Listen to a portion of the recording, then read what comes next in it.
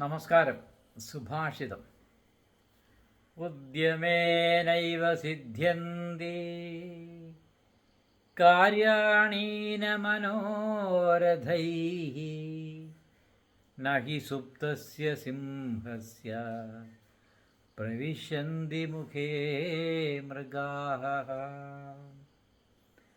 ഇതിൻ്റെ അർത്ഥം ഉദ്യമങ്ങൾ കൊണ്ട് മാത്രമേ കാര്യം സാധ്യമാവൂ. ഉറങ്ങിക്കിടക്കുന്ന സിംഹത്തിൻ്റെ മുമ്പിലേക്ക് മൃഗങ്ങൾ സ്വയം ചെന്ന് വീഴാറില്ല. അത് പരിശ്രമിച്ചെങ്കിൽ മാത്രമേ ഒരു മൃഗത്തെയെങ്കിലും തിന്ന് ഭക്ഷിക്കാൻ കിട്ടുകയുള്ളൂ. അതുകൊണ്ട്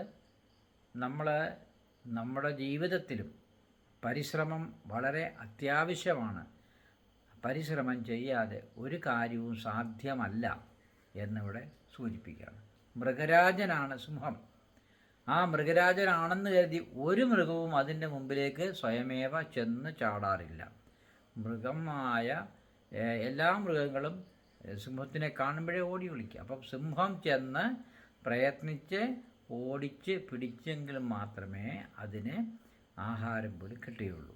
അപ്പോൾ നമ്മൾ കഷ്ടപ്പെടാതെ നമുക്ക് ഒരു കാര്യവുമില്ല എന്ന് ഈ സുഭാഷിതം സൂചിപ്പിക്കുന്നു. നമസ്തേ.